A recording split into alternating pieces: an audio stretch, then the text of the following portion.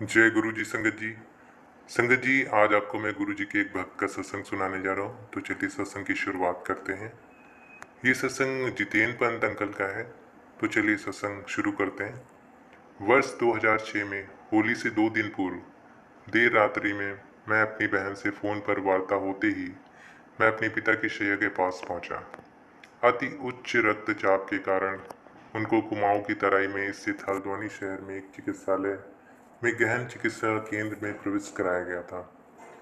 मेरी बहन से फ़ोन पर समाचार मिलने के तुरंत बाद मेरी पत्नी और मुझे समझ आया कि गुरुजी इसकी चेतावनी पहले से ही देते रहते। फरवरी 2006 में शिवरात्रि से पूर्व शीतकाल में जब मेरे पिता भीमताल से गुड़गांव हमारे साथ रहने आए थे तो गुरुजी ने उनके बारे में पूछा था। गुरुजी जानना चाहते थे कि क्या वह शिवरात्रि से पहले ही घर वापस चले गए हैं, जो सत्य था। गुरुजी ने एक अन्य भक्त मेरे मामा जी कर्नल जोशी के द्वारा संदेश भी दिया था कि मेरे माता पिता मेरे पास रहने के लिए आ जाएं। गुरुजी के सदा भविष्य सूचक कथन को हमने अनसुना कर दिया था। अतः मेरे पिता उस उच्च रक्तचाप के दौरे से बच नहीं पाए। जब उनको यह हुआ, वह हल्द्वानी से वापस भीमताल अपने घर जा रहे थे। वह जीवन बीमा निगम से सेवानिवृत्त हुए थे और हल्द्वानी में उस संस्था द्वारा आयोजित एक समारोह में भाग लेने आए थे। दौरे का आवेग बहुत अधिक था और यदि गुरु कृपा नहीं होती तो प्राणघातक हो सकता था। रक्तचाप के बढ़ने से मेरे पिता की नक्सीर फूट गई थी और इस प्रकार रक्त धमनियों पर उसका प्रभाव कम हो गया। यदि ऐसा नहीं हुआ होता तो संभवतः घातक हृदय का दौरा पड़ता या पक्षाघात हो जाता। आईसीयू में मुझे पश्चाताप करते हुए पिता मिले। उन्होंने गुरुजी के कथन ना मानने पर अपनी भूल का आभास हो रहा था, परंतु गुरुजी की ही दया से वह एक रात्रि चिकित्सालय में बिताकर घर आ गए।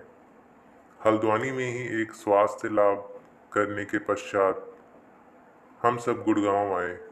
वहीं पर स्वास्थ्य लाभ करते हुए मेरे पिताजी ने मुझसे कहा कि गुरुजी उन्हें बड़े मंदिर में कुछ समय व्यतीत करने दें।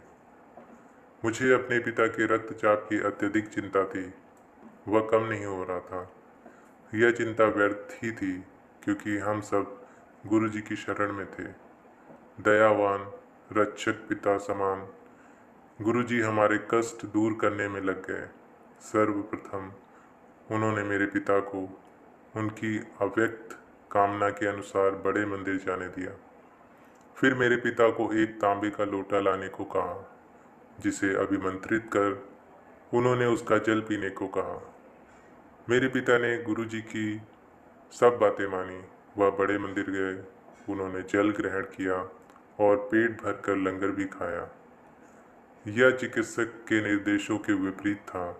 उन्हें हल्का लवण रहित भोजन खाना था। निश्चित रूप से गुरुजी का लंगर इस प्रकार का नहीं होता। मेरे पिता को पूर्ण शैया विश्राम का भी निर्देश था, पर वह बड़े मंदिर में बैसाखी समारोह के आयोजन में लगे रहे। गुड़गांव आने के 3 सप्ताह उपरांत हम चमत्कृत हो रहे थे।